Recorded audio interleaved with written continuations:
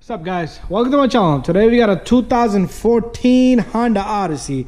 2011 to 2014 is same, and we're gonna replace the rear brake pad. Just a brake pad. This customer doesn't want it, but we're gonna remove the two bolts.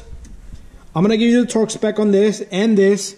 Also, I'll give you a torque spec on the bolts in the back, and if you're changing the disc, and if you need to remove that bolt on the brake line here, right back there's a number 12 all the way in there. I'll give you a torque spec on that as well. All right, so very simple. We're gonna remove the two bolts. They're number 12, so you're gonna need a number 12 with the ratchet. So here's a 3/8 driver ratchet here. We're gonna loosen up one bolt, and we're gonna loosen up the second bolt. Once you take both of these off, your caliper should be free. This is one, and this is two, and let me put this away and we'll continue. Okay, now what we can do is simply take this caliper, wiggle it, wiggle it, wiggle it, and you're gonna have just enough space so this thing can come out and sit right there. Don't drop it, and brake pads come off really easy, and they're done. These brake pads are finished. All right, there you go. Those are the brake pads. And what we're gonna do is we're gonna remove the hardware kit here. Let me get a flathead screwdriver. So you're gonna need a flathead screwdriver. So with the flathead screwdriver, you're gonna simply just yank this hardware off, top and bottom. There you go. Okay, next step is we're gonna clean a little bit here. Okay, clean the surface where the hardware kit is gonna sit. So take a wire brush, clean it really well. If you like, you can put a little bit of greasing. Just try not to get it on the disc. Same thing up on the top. Most of the dust and the debris is going to be in the bottom. That looks good enough. Okay. If you have greasing, you can pop off these rubber boots and check the greasing on this little guy. And same thing here. And what I'm going to do is I'm going to get some greasing and I'm going to grease both of these. Okay, so get a rag and you're going to wipe off the pin here. Let's pull out the second one. They both look the same, and that's how simple it is. Now, I'm going to be using this silicone grease here. This is specially made for brakes. There's a part number there. You can look that up. But all you need to do is put a little bit here. That's too much on one pin. So what you can do is you can just rub them on one another and get the grease on both of them, and you stick it back and you stick it back. Bada bing, bada boom. We need to get the hardware kit, but meanwhile, let's compress this piston back in.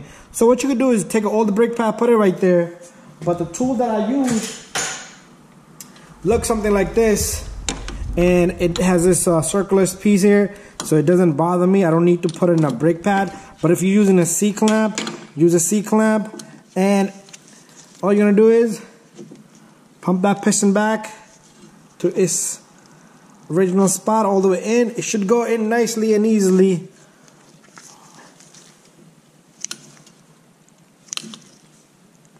And make sure you pump the brake pedal before you drive the car, before you even start the engine. Once the piston is in, that's it. Now we just wait for the new brake pads, and I'll show you the part number and we'll put everything back together.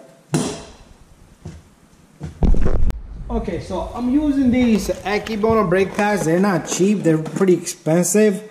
Alright, that's the part number, Akebono. Like 70 bucks. Inside, we got a whole bunch of stuff, but let's start off with the hardware kit. So what you're gonna do is you're gonna take your hardware kit, you're gonna just stick it on simply. Make sure it's flush and even and it's not hitting the disc. So mine is off a little bit, so we gotta come off and go back on, okay? Okay, so off. Let's give it another try.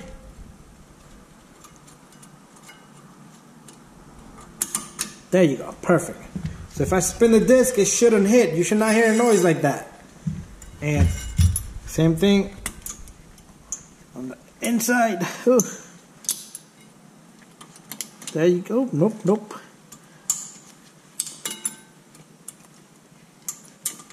There you go. Perfect. Alright, so that's it. What we're going to do next is we got our brake pad. Notice the brake pad does not have any brake wear indicator sensors. So it does come in the package. You have this little guy. You're going to, on the inside brake pad, you're going to put it, I would suggest to go in the bottom. Okay, so what we're going to do is, because when it goes reverse, it's going to hit it. So that thing goes in this corner right here. And it clips right on right there. That's where that goes. It clips right onto there. So the inside brake pad goes on. And you see how easy my brake pad went in and it's moving. If your brake pad doesn't go in smoothly, you can file a little bit here and a little bit there. It should go in smoothly and easily, just like I'm about to put this second one in. And there you go.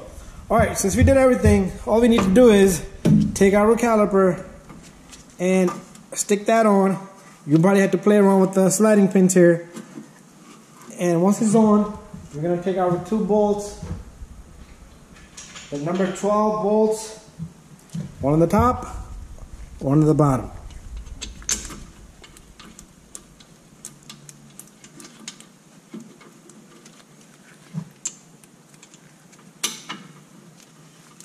Move it around till you catch the threads.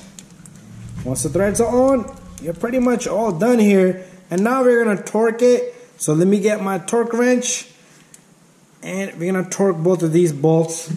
And the torque spec is, let me check on my little piece of paper here, 25 foot-pound. That's what we're going to torque this bad boy to, 25 foot-pound. I have my ratchet ready here to tighten this to 25 foot-pound. There you go. It's not a lot of torque, but that's what's required.